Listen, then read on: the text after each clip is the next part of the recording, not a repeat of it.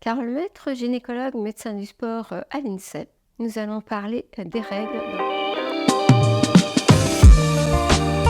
Les règles commencent au premier jour du cycle. En fait, c'est le cycle qui commence avec les règles, parce que les règles vont durer 4 à 5 jours et c'est bien le début du cycle. C'est l'élimination de la muqueuse utérine, cette muqueuse qui tapisse l'intérieur de l'utérus, qui se prépare tout le long du cycle finalement à la grossesse. Et quand il n'y a pas grossesse, eh bien, il y a l'élimination de cette muqueuse utérine et cela forme les règles. Il y a parfois des symptômes au moment des règles qui pourraient gêner la pratique du sport. Qui n'a pas entendu parler des douleurs de règles?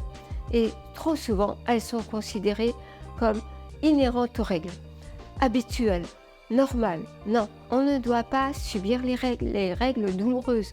On est en 2024 et il y a tout ce qu'il faut dans la thérapeutique pour d'abord traiter ces règles douloureuses si elles le sont trop.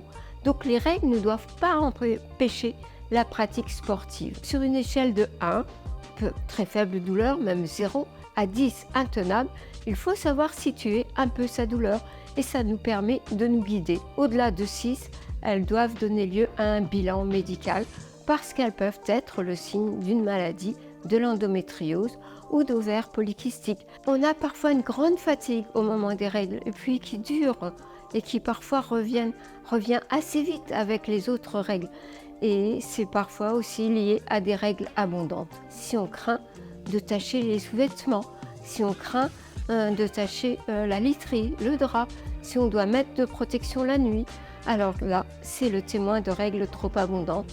Et là aussi, ça peut donner une perte de fer conséquente. Puis le troisième ordre de symptômes, en fait, de gêne qu'il peut y avoir autour des règles, eh bien, c'est plutôt les 5 jours avant les règles. Parce qu'à ce moment-là, l'équilibre hormonal peut être un peu inadéquat, on va dire, n'être pas la meilleure.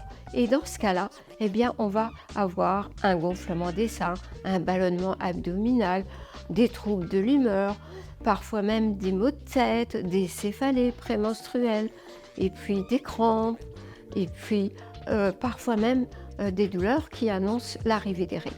Eh bien, tout ceci fait partie du syndrome prémenstruel et les troubles de l'humeur sont aussi à prendre en compte quand on ne supporte plus son coach, son entraîneur, une réflexion de coéquipière, mais surtout, ne manquons pas nos séances d'activité physique et sportive.